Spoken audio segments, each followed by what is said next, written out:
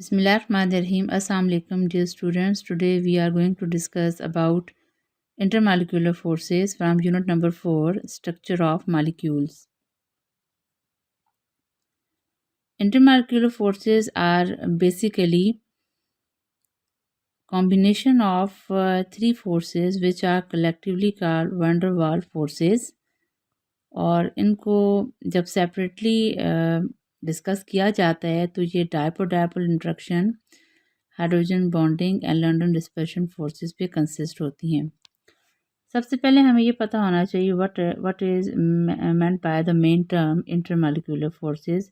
Short form में इसको IMF intermolecular forces भी कहा जाता है and we can define them as these are forces of the attraction between the molecules of a compound. किसी भी कंपाउंड में पाए जाने वाली जो मॉलिक्यूल्स के दरमियान जो पाए जाने वाली फोर्स ऑफ अट्रैक्शन है कंपाउंड की, उसको इंटरमॉलिक्यूलर फोर्सेस कहा जाता है।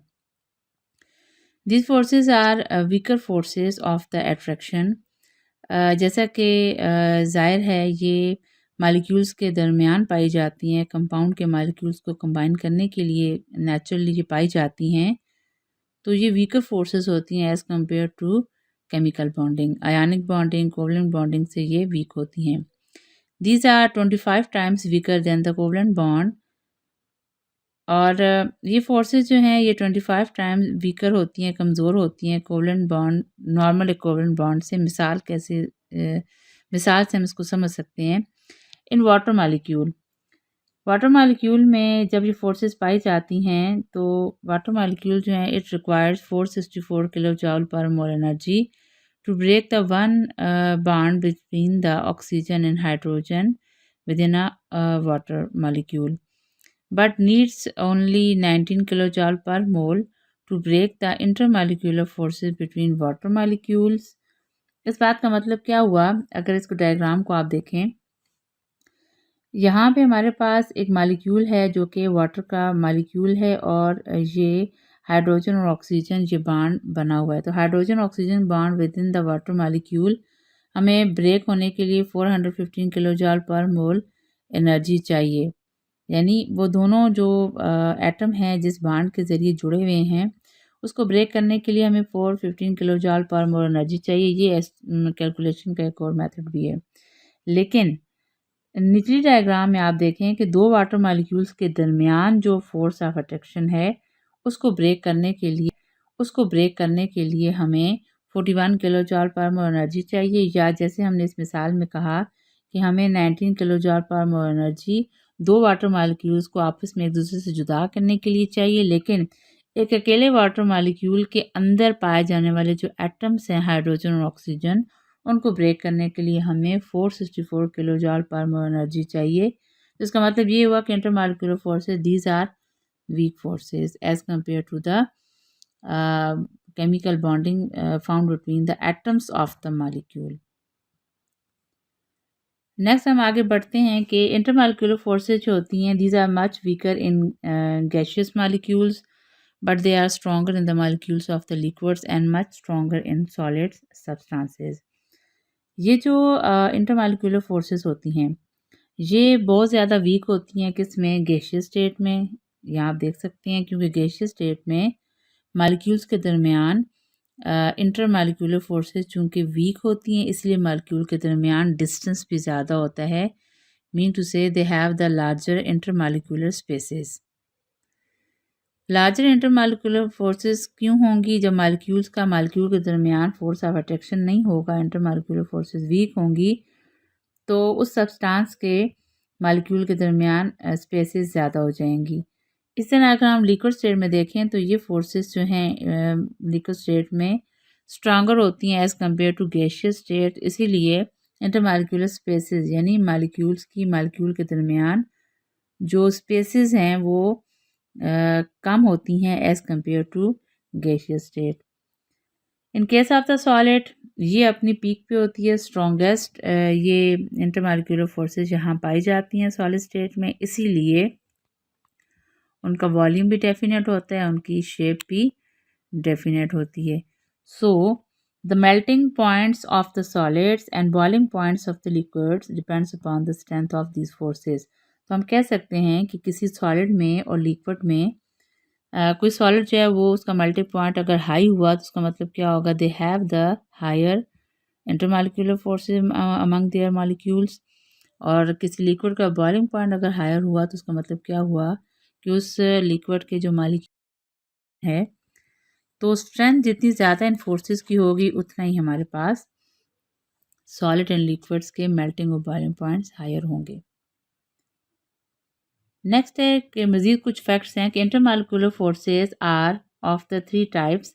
अब इसको साइंटिस्ट ने 3 कैटेगरीज में डिवाइड किया है। 3 फोर्सेस को मिला के वैन डर वाल फोर्सेस कहा जाता है। और ये 3 फोर्सेस कौन सी हैं? Dipole dipole interaction, hydrogen bonding या लंडन डिस्पर्शन फोर्सेस। हमारे सिलेबस में डायपोल डायपोल इंट्रैक्शन और हाइड्रोजन बॉन्डिंग पे हम बात करेंगे। लंडन डिस्पर्शन फोर्सेस जो है वो हायर लेवल में डिस्कस की जाएंगी, लेकिन इन तीनों फोर्सेस को मिला के कलेक्टिवली वैन डर वाल फोर्सेस कहा जाता है, जो कि आप देख सकते हैं कि मुख्तलिफ मटीरियल के अंदर ये पाई जाती हैं फोर्सेस। और इसमें एनिमल की मूवमेंट भी शो की गई है। वॉल के ऊपर लिजर्ड का मूवमेंट करना ये भी इन फोर्सेस की वजह से पॉसिबल होता है। अब हम डिटेल में ज़रा बात करते हैं डायपोल डायपोल इंटरेक्शंस पे। अगर इसको डिफ़ाइन किया जाए तो हमें ये बात समझ आती है, the attractive forces between the positive pole of one polar molecule and negative pole of the other polar molecules are called the dipole-dipole interactions.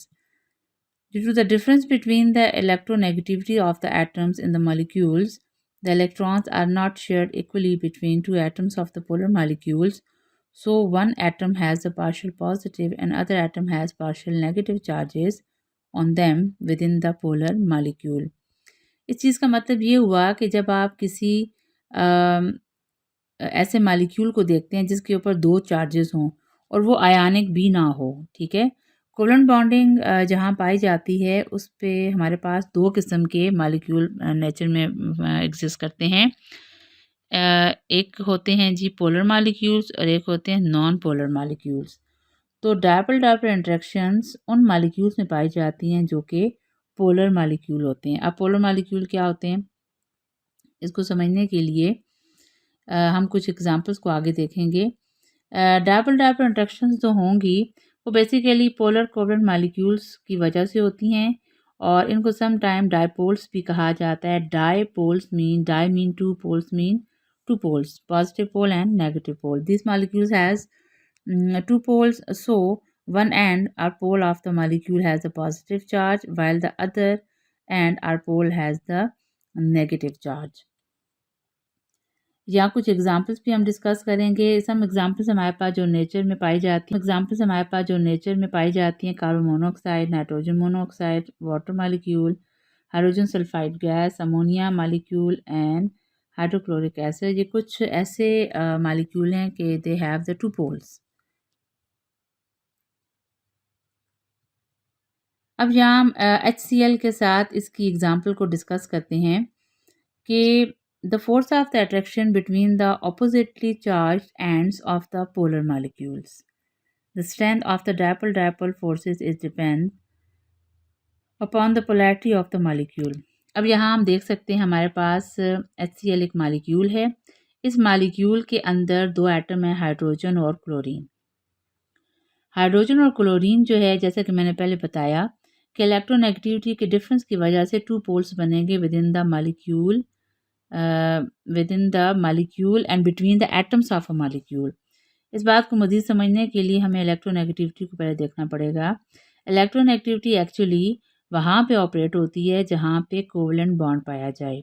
जब 2 डिसिमिलर एटम्स आपस में मिलके इक्वल नंबर ऑफ इलेक्ट्रॉन के ज़रिए सिंगल, डबल या triple covalent bond बनाते हैं तो उस पेयर ऑफ इलेक्ट्रॉन को दोनों एटम वो जो डिसिमिलर होते हैं वो स्ट्रांगली अपनी तरफ अट्रैक्ट करने की कोशिश करते हैं। इस एबिलिटी को क्या कहते हैं? इलेक्ट्रोनेगेटिविटी।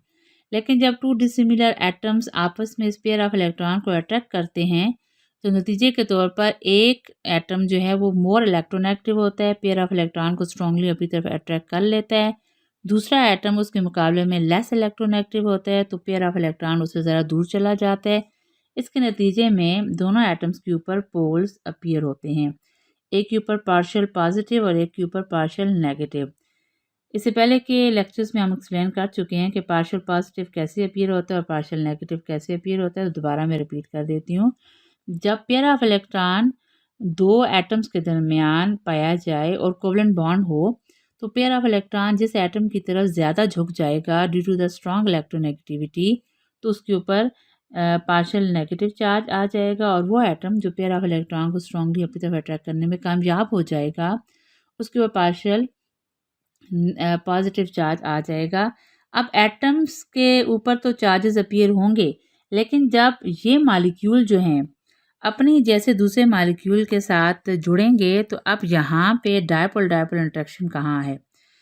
अब यहाँ dipole dipole interaction between the two polar molecules के दरमियान है। HCl का एक जो मालिक्यूल है उसका जो नेगेटिव पोल है वो दूसरे HCl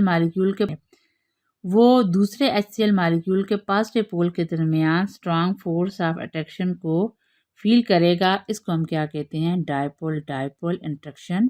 डायपोल डायपोल इंटरेक्शन दोबारा देखें। डायपोल मीन फर्स्ट डायपोल का मतलब क्या है कि वो दो पोल्स बना रहे हैं। दूसरा डायपोल कौन सा है? दूसरा मालिक्यूल। तो दोनों मालिक्यूल जो हैं अपनी अपनी जगह दो पोल्स बना रहे हैं, लेकिन एक मालिक्यूल का पॉजिटिव पोल दूसरे मालिक्यूल के नेगेटिव पोल की वजह से आपस में strong force of attraction feel करेगा। That force of attraction will be called dipole dipole interaction. और कुदरत ने इन बॉन्डिंग के ज़रिए पोलर मालिक्यूल्स को आपस में बांध के रखा हुआ है। या मज़ीद देख सकते हैं the dipole dipole interaction in the HCl is relatively weak. ये एक हकीकत में ये एक वीक बॉन्डिंग होती है as compare to true covalent bonding. Only 3.3 kilo joule per mole energy जो है वो रिक्वायर्ड होती है ब्रेक फॉर दिस अट्रैक्शन। ये जो अट्रैक्शन आपको नज़र आ रही है आप दो HCl मालिक्यूल्स के दरमियान, तो ये जो डॉटेड लाइन के ज़रिए एक मालिक्यूल के पॉजिटिव पोल को दूसरे मालिक्यूल का नेगेटिव पोल अट्रैक्ट करता है, तो नतीजे के तौर पर जो डायपोल डायपोल इंटरेक्शन प्रोड्यूस होती है, इसको ब्रेक करने के लिए बहुत थोड़ी सी एनर्जी चाहिए। जब इसको ब्रेक करने के लिए बहुत थोड़ी सी एनर्जी चाहिए, तो नतीजे के तौर पर इस जो है लिक्विड का बॉइलिंग पॉइंट क्या हो जाएगा? लो हो जाएगा, और -85 सेल्सियस पे ये आराम से बॉयल हो जाता है हाइड्रोक्लोरिक एसिड जो लिक्विड फॉर्म में होता है। आई होप आपको समझ आई होप आपको इस लेक्चर की समझ आ गई होगी। किसी किस्म के क्वेश्चन के सिलसिले में ग्रुप के अंदर आप डिस्कस करें। नेक्स्ट टॉपिक के साथ फिर मुलाकात होगी। टिल देन अल्लाह हाफिज़।